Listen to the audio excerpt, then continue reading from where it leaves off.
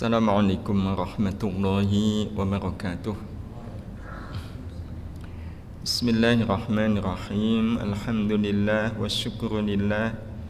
Thumma salatu wassalamu ala rasulillah Nabiyyina Muhammad ibn Abdillah wa ala alihi wa ashabihi wa mawalah. La hawla wa la quwwata illa billah, amma ba'd.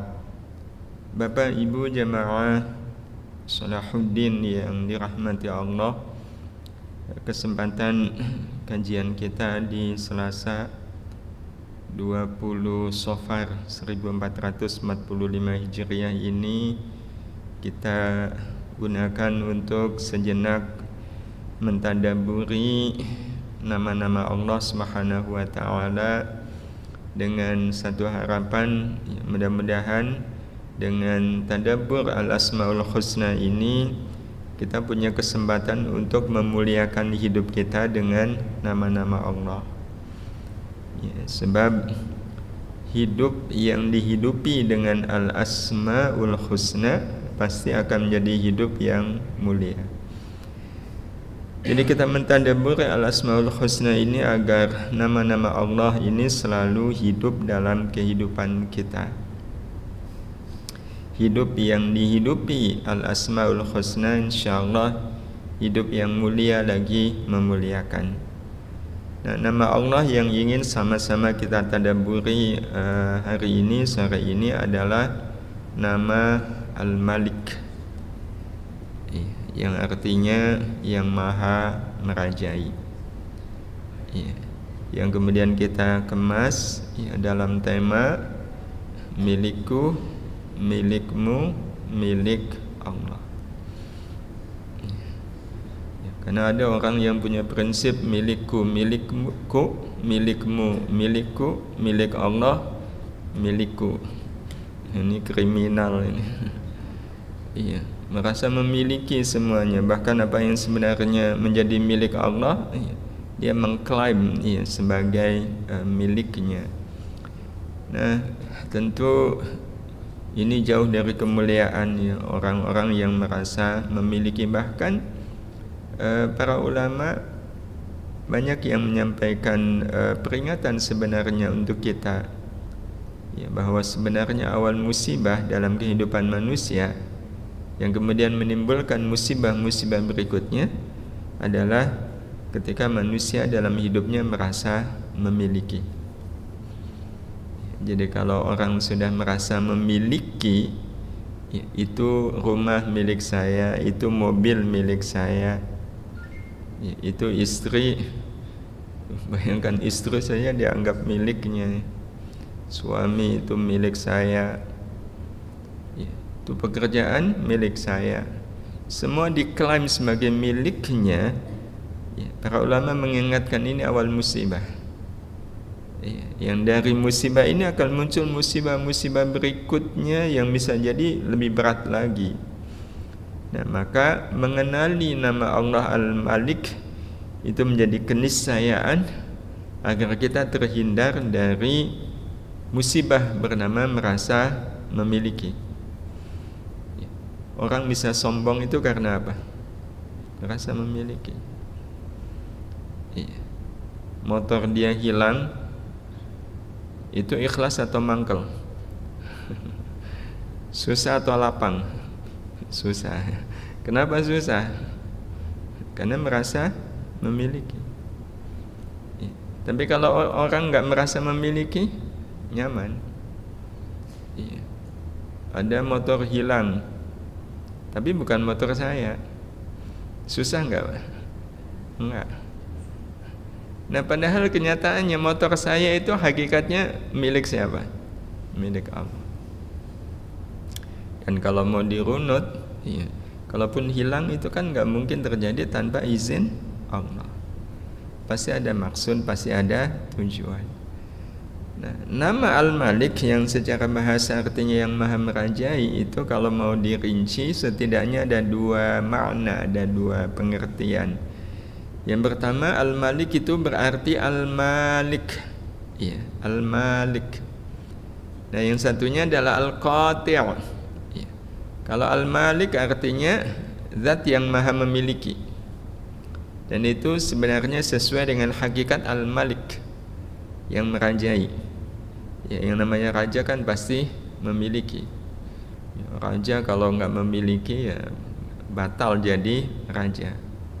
Ya, ada orang ngaku jadi raja tapi kekuasaan tidak dia miliki, harta juga nggak punya, ya, pasukan juga nggak punya. Orang akan mengatakan raja apa?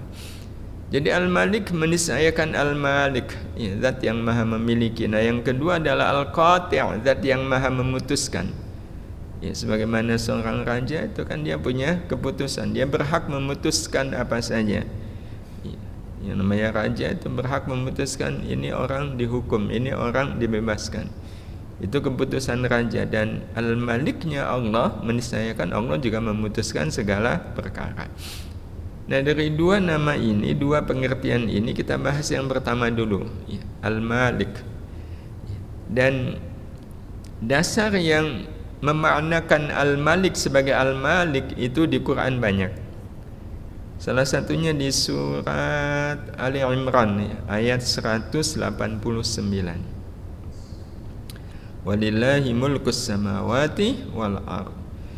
Dan kepunyaan Allah, milik Allah, semua kerajaan langit dan bumi. Semua kerajaan baik yang ada di langit dan ada yang di bumi itu semuanya adalah milik Allah. Kalaulah di bumi ini ada orang-orang yang mengaku dirinya sebagai raja, itu cuma ngaku-ngaku aja. Saya raja. Ya. Raja apa? Raja Sulaiman semisal.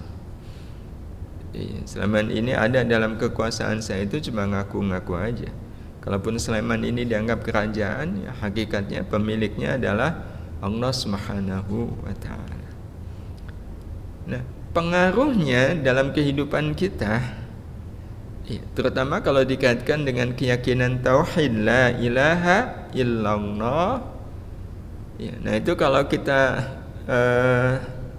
melakukan penurunan, salah satu makna dari la ilaha illallah adalah la malika illallah. Tidak ada pemilik yang sesungguhnya kecuali Allah. Allah pemilik segalanya, semua yang ada di langit dan semua yang ada di bumi. Jadi orang yang betul-betul menjadikan Al-Maliknya Allah ini hidup dalam kehidupannya, dia akan selalu menyadari bahwa semua yang ada adalah milik Allah. Orang merasa tidak memiliki apapun. Dan Al-Malik ini, ya, menjadi hal yang sangat penting. Dan ini bisa jadi menjadi salah satu rahasia kenapa nama Al-Malik itu ditempatkan di awal. Ya, setelah Allah, Ar-Rahman, Ar-Rahim, setelahnya adalah Al-Malik. Berarti ini menjadi salah satu fondasi kehidupan. Dan itu sesuai dengan fakta yang ada dalam kehidupan. Ya. Kehidupan ini kan ada saatnya start, mulai. Tapi juga ada saatnya hidup ini berakhir. Nah, Al-Malik itu sungguh mengajari kita, Bapak Ibu yang dirahmati Allah Subhanahu wa ta'ala, untuk memulai hidup ini dari mana? Nasihat yang sering disampaikan kepada kita, mulailah hidup dari akhirnya. Ya. Mulailah hidup dari akhirnya. Ya. Dan kelak nanti akan kita temukan, Bapak Ibu yang dirahmati Allah, kebalikannya. Ya, akhirilah hidup itu dari awalnya. Ini kalimat yang awalnya membingungkan, tapi nanti kalau akan kita jelaskan sama sekali tidak membingungkan. Segala sesuatu itu akan berbeda kalau dibalik.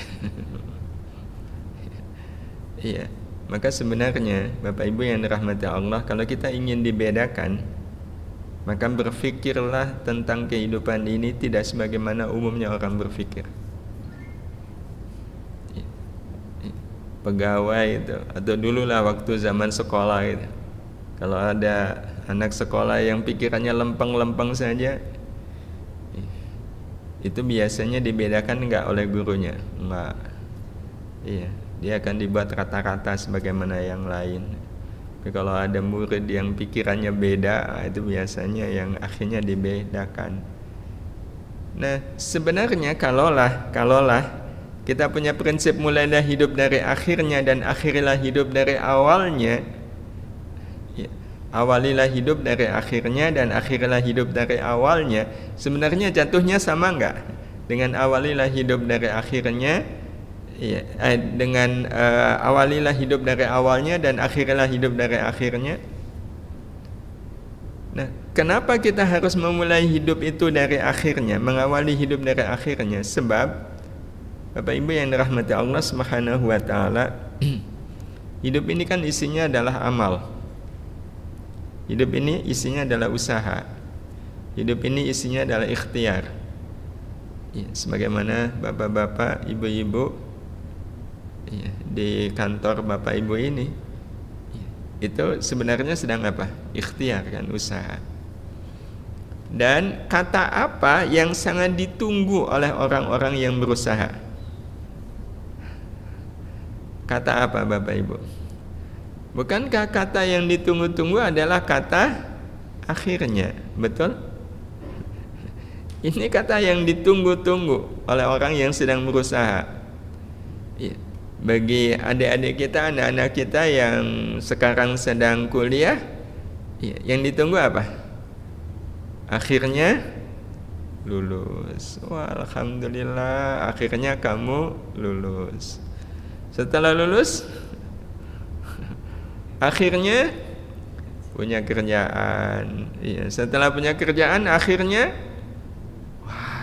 menikah juga.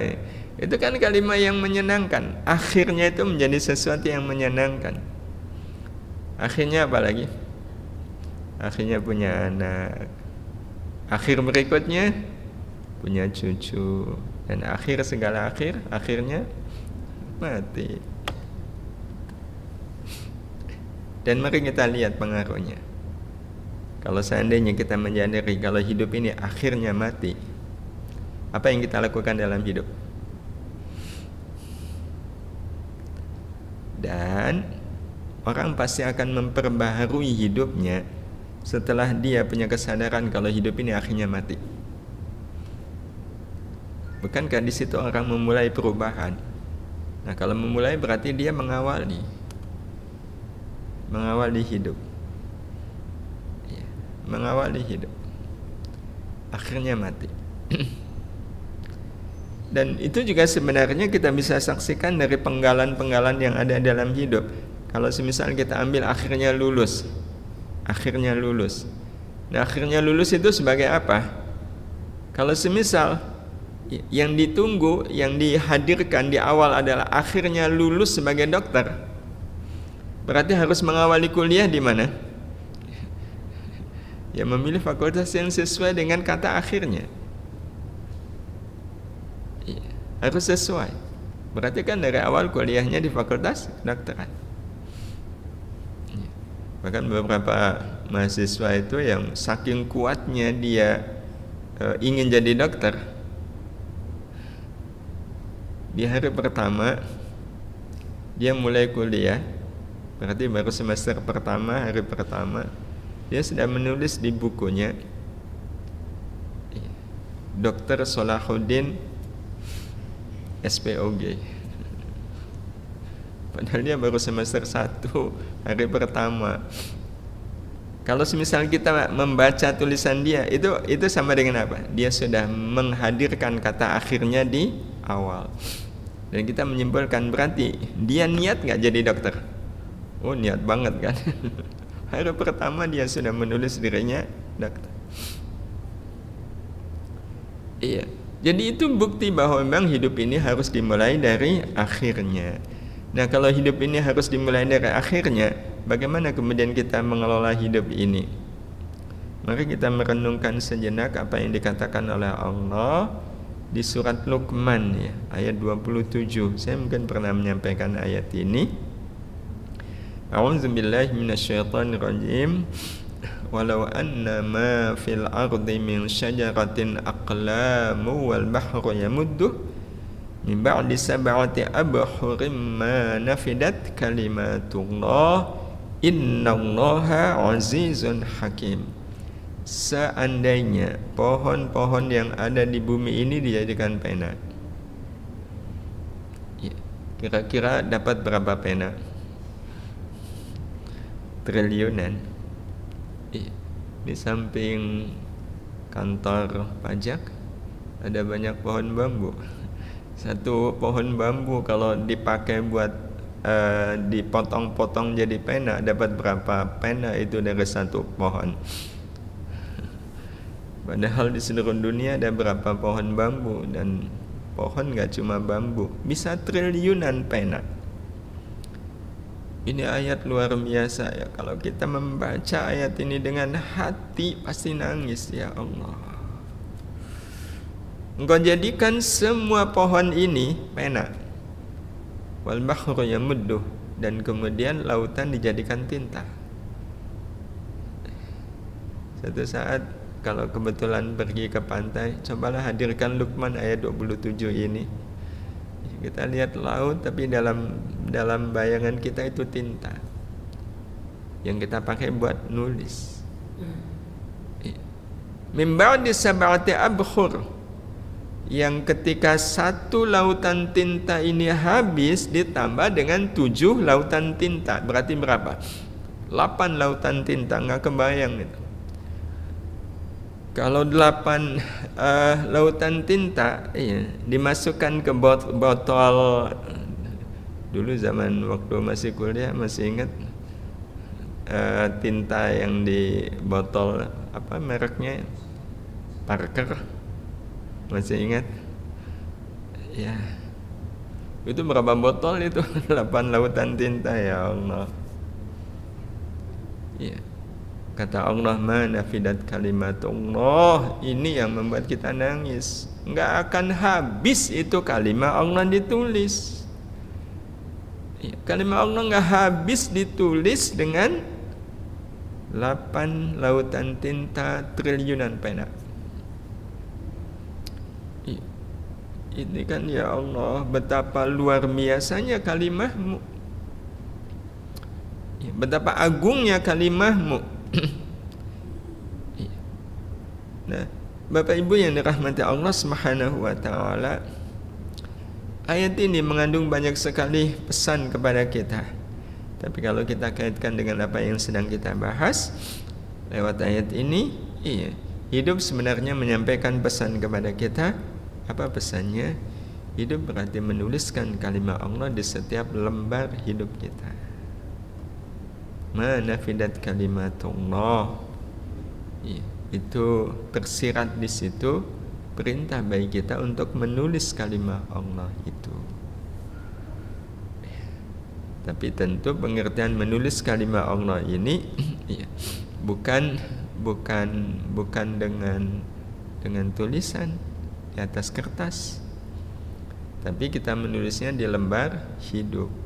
Dan ini kan sesuai juga dengan anggapan banyak orang ya.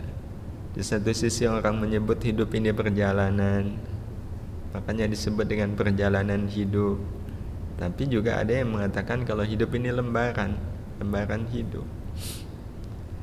Nah, kalaulah kemudian hidup ini adalah menulis kalimat Allah di setiap lembar hidup kita, pertanyaannya, kalimat Allah apa yang kita tulis di awal?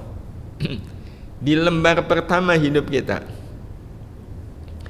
Kalau pakai standar fikih ya berarti waktu baligh. Kalimat apa yang kita tulis di situ? Kalimat yang harusnya kita tulis, kalimat Allah yang harusnya kita tulis adalah kalimat inna lillahi wa inna ilaihi raji'un.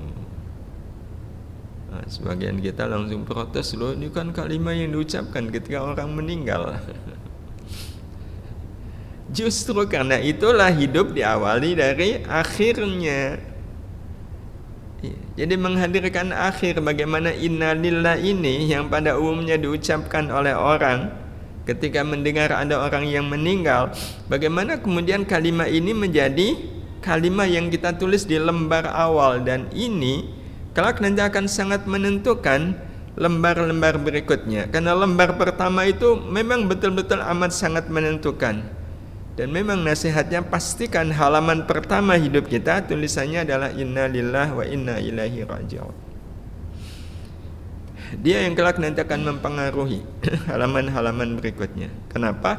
Karena memang halaman pertama itu menggambarkan isi buku. Kalau Bapak Ibu ambil buku, terus lembar pertama judulnya akuntansi, kira-kira lembar berikutnya bicara soal apa? Ya soal itu. Maka kalau seandainya lembar pertama hidup kita adalah inna lillahi wa inna ilaihi raji'un, maka Bapak Ibu yang dirahmati Allah Subhanahu wa taala, lembar-lembar berikutnya adalah menyesuaikan. Iya, lembar-lembar berikutnya adalah menyesuaikan. Jadi kita selalu menyadari bahwa apapun yang ada pada diri kita adalah milik Allah. Iya, milik Allah. Nah, kalau milik Allah, kita gunakan untuk apa? Untuk melakukan yang Allah sukai.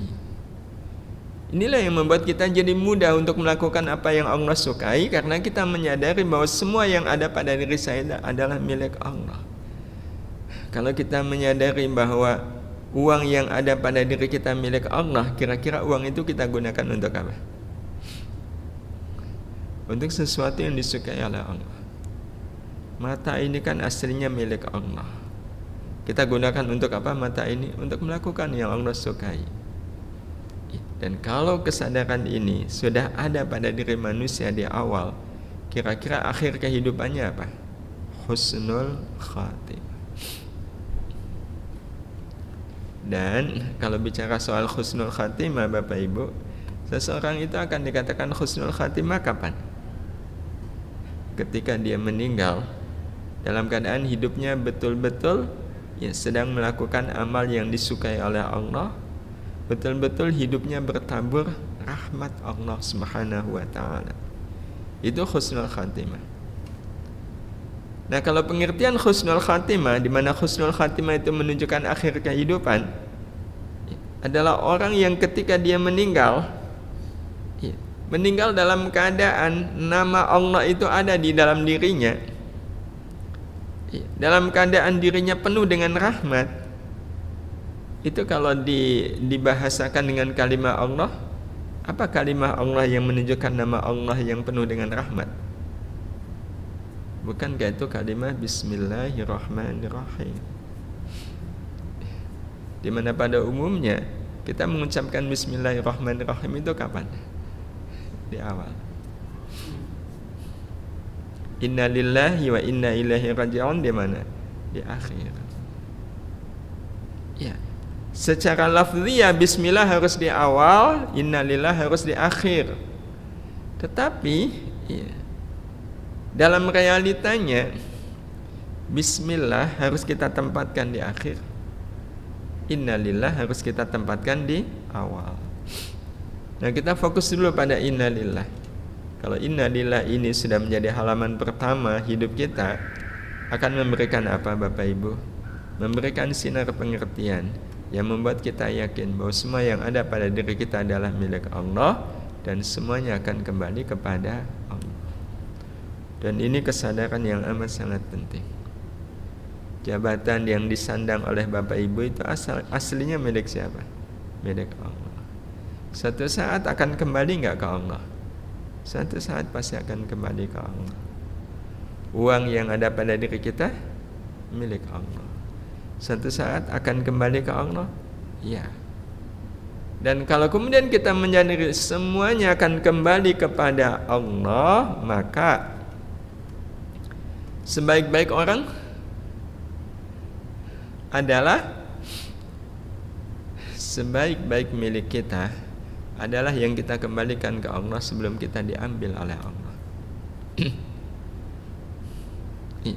Itu sebaik-baik milik Allah adalah yang kita kembalikan ke Allah sebelum kita diambil oleh Allah. Jadi kita mengembalikannya sebelum kita diambil oleh Allah Subhanahu wa taala. Jadi kalau seandainya ada orang, Bapak Ibu yang dirahmati Allah, dia kaya raya, punya harta sampai 10 triliun, tapi semuanya ada di deposito, ada di tabungan, terus dia mati. Bagaimana nasib uang yang 10 triliun itu? Tidak lagi menjadi milik dia. Milik siapa? Milik ahli waris. Terus dia dapat apa dari 10 juta triliun itu? Nggak dapat apa-apa. Kenapa? Karena sampai dia meninggal, dia belum mengembalikannya ke Allah.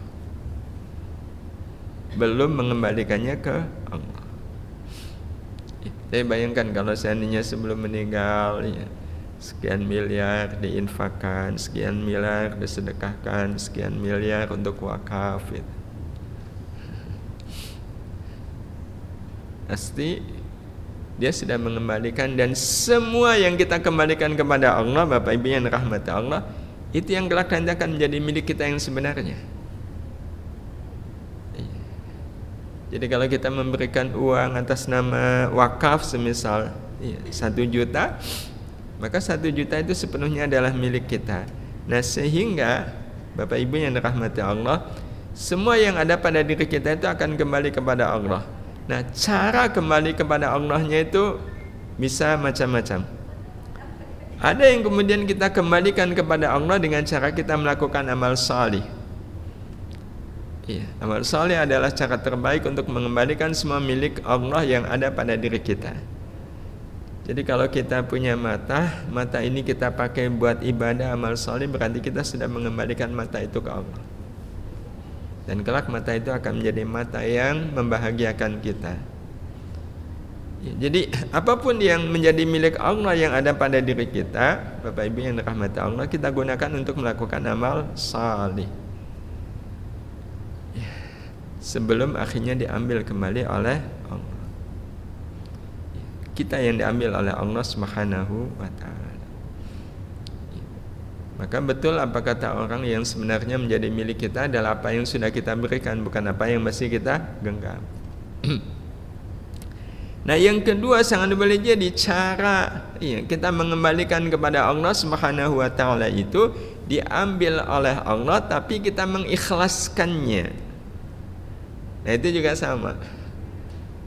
Diambil oleh Allah dengan cara apa? Hilang, gitu ya. Dengan cara hilang, dengan cara rusak.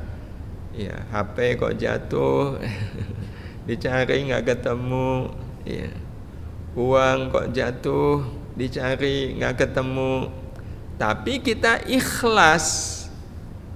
Nah, ikhlasnya kita itu justru lebih tinggi dari seandainya uang itu kita infakkan.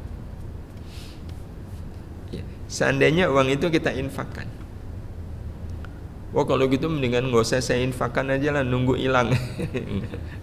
Loh, kalau nunggu hilang berarti sengaja hilang. Jadi syaratnya diambil oleh Allah itu artinya itu bukan maunya kita. Maunya kita, motor yang Allah titipkan ke kita itu hilang atau nggak hilang? Kan nggak hilang. Tapi kita sudah parkir di tempatnya, udah dikunci, kok hilang juga. Itu memiliki arti apa? Diambil oleh Allah itu motor. Dan kalau kita mengikhlaskannya, Bapak Ibu yang dirahmati Allah Subhanahu wa ta'ala, maka motor itu sama dengan kita kembalikan ke Allah. Berarti sebenarnya kalau dipikir-pikir lebih mudah kalau kita punya motor, agar motor itu menjadi milik kita berikan ke pesantren, ke masjid yang membutuhkan, atau tiba-tiba hilang. Kalau itu Allah yang mengatur. Jadi kalaupun seandainya Bapak Ibu, saya sudah berencana ini, saya beli motor ini untuk saya berikan ke anak yatim.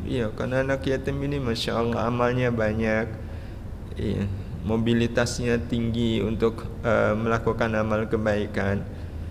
Tapi dia nggak punya kendaraan. Kita beli kendaraan itu, tapi belum kita kasihkan ke anak yatim, keburu hilang. Maka sebenarnya nilainya sama nggak kalau seandainya nggak hilang dan akhirnya kita berikan ke anak yatim? Sama. Sepanjang kita mengikhlaskannya. Iya, sepanjang kita mengikhlaskannya. Nah masalahnya kadang kemudian kita nggak ikhlas. Nah itu yang jadi masalah. Iya. Tapi ini sebagai akhir Bapak Ibu, yang membuat kita nggak ikhlas itu kenapa? Nggak usah sampai hilang deh, nggak usah sampai hilang. Seandainya, iya, kita punya rumah kita punya halaman. Iya, kita kan menganggap ini halaman rumah siapa? Rumah saya. Rumah saya ini berarti halamannya halaman saya. Iya, nggak hilang halaman, enggak. Cuma tetangga sebelah kok membuang sampah di halaman rumah kita, blek gitu segini sampahnya. Pertanyaannya rela nggak? Apa yang membuat kita nggak rela? Bukankah masalahnya adalah karena kita mengaku ini halaman rumah saya? Itu yang kita nggak rela kan? Kalau membuangnya ke halaman rumah orang, bisa jadi kita tidak rela seperti tadi. Jadi karena kita merasa ini halaman rumah saya, kita nggak rela. Tetangga buang sampah. Nah tidak rela ini akan menjadikan halaman rumah ini menjadi halaman rumah yang nilainya cuma nilai dunia, nggak jadi nilai akhirat. Jadi dikembalikan ke Allah itu dalam rangka agar apa yang menjadi milik Allah yang ada pada diri saya ini menjadi sesuatu yang bernilai akhirat. Jadi kalau seandainya lewat kejadian ini kita ikhlas, ya udah, ini halaman rumah kita memiliki nilai akhirat. Dan kalau kita pikir-pikir Bapak Ibu yang rahmati Allah, yang membuat kita nggak ikhlas tetangga buang sampah seperti ini itu apa? Yang membuat kita mangkel gitu, itu kenapa? Ya kan halaman rumah saya jadi kotor. Logis nggak Bapak Ibu? Logis. Nah kalau alasannya adalah halaman rumah saya jadi kotor, kalau kotor halaman rumah kita sebenarnya bisa kita bersihkan nggak? Kalau bisa kita bersihkan berarti masalah nggak? Ya kan enggak. Karena kita bisa membersihkannya. Tapi ya itu dia, ya saya jadi membersihkan kan saya capek, Pak Bu. Membersihkan sampah, ya membersihkan halaman dari sampah itu amal baik bukan? Amal baik. Kalau amal baik ada pahalanya enggak? Ada. Amal baik ada rahmat Allahnya enggak? Ada. Maka kalau ini kita kaitkan dengan materi kita sepekan yang lalu, ya, kita melihatnya, kita membacanya dengan hati, maka kita menemukan fakta kalau tetangga ini sebenarnya dia membuang sampah atau membuang pahala untuk kita. Dia membuang pahala untuk kita ambil. Cara ngambilnya ya dibersihkan. Betul. Tapi lagi-lagi kita tetap nggak rela karena kita merasa milik kita. Padahal, nah inilah nanti akan muncul musibah, dan musibah yang paling nyata, orang kalau merasa memiliki tindakannya akan bodoh. Ya, tindakannya bodoh. Karena memang orang yang mengklaim apa yang bukan miliknya sebagai miliknya itu namanya orang apa? Orang bodoh. Ngaku-ngaku. Iya. Jadi nanti tindakannya juga tindakan bodoh.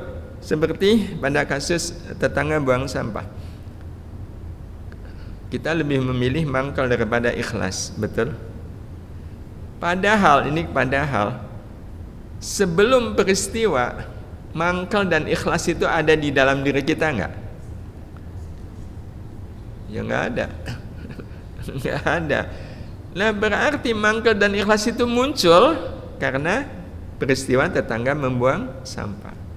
Dan munculnya mangkal sama ikhlas itu bersamaan atau beda waktu? Bersamaan. Berarti sebenarnya posisi ikhlas dan mangkal itu bukan di dalam diri kita, tapi di luar diri kita. Tapi dia datang ketika ada kejadian. Nah pertanyaannya, yang membuat mangkal atau ikhlas masuk itu atas izin siapa? Kan atas izin kita. Kalau itu atas izin kita, kenapa kita mengizinkan si mangkal yang masuk? Padahal di sampingnya ada si ikhlas. Padahal, nah ini bodohnya, kita tahu nggak akibatnya Bapak Ibu kalau yang kita izinkan masuk itu si mangkal? Karena asli mangkal nggak akan mungkin masuk ke dalam diri kita kalau kita tidak mengizinkannya. Buktinya ikhlas tidak terasa. Kenapa? Karena kita nggak mengizinkan ikhlas untuk masuk. Jadi sebenarnya itu masalah mana yang kita izinkan. Cuma pertanyaannya kenapa yang diizinkan si mangkal untuk masuk? Padahal kita sudah tahu kalau yang saya izinkan si mangkal masuk, apa akibatnya? Akibatnya kan emosi, marah. Iya. Tahu nggak Bapak Ibu, kalau si mangkal yang kita izinkan masuk, itu yang masuk nggak cuma si mangkal, anak cucu mbah buyutnya ikut masuk. Mbah buyutnya mangkal kan benci, marah, dendam, itu mbah buyutnya. Kenapa tidak kita izinkan si ikhlas yang masuk? Sementara kalau seandainya kita kedatangan tamu, ini tamu benar-benar tamu, berarti orang ya, A dan B datang bareng. Ya. Yang saya tahu kalau saya mengizinkan si A masuk, itu bawaannya saya akan emosi, saya akan marah, saya nggak bisa damai. Tapi kalau yang saya izinkan masuk adalah B, itu nanti saya akan senang, saya akan bahagia, saya akan damai. Kira-kira Bapak Ibu mengizinkan A atau B yang masuk? B, kenapa? Karena saya tahu B akan membuat saya tenang, damai, dan bahagia. Betul? Nggak mungkin kita mengizinkan A, dan A kalau nggak diizinkan dia akan pergi. Tapi kenapa dalam soal mangkal dan ikhlas yang kita izinkan adalah si mangkal? Ini sekali lagi karena kita merasa memiliki. Maka ini yang nanti akan kita bahas mudah-mudahan di pertemuan yang akan datang. Gimana caranya agar saya tidak merasa memiliki semua yang ada dalam hidup saya ini. Badan saya ini bukan milik saya, kok milik Allah. Ya. Rumah ini juga milik Allah. Semua yang ada dalam hidup saya ini semuanya adalah milik Allah. Dan bagaimana caranya? Mudah-mudahan kita bisa bahas di pertemuan yang akan datang, insya Allah. Ada tanggapan Bapak Ibu? Alhamdulillah. Udah sore. Mudah-mudahan bermanfaat. Hadan ya Allah wa iyyakum. Kita akhiri subhanakallahumma bihamdika asyhadu an la ilaha illa anta astaghfiruka wa atubu ilaik. Assalamualaikum warahmatullahi wabarakatuh.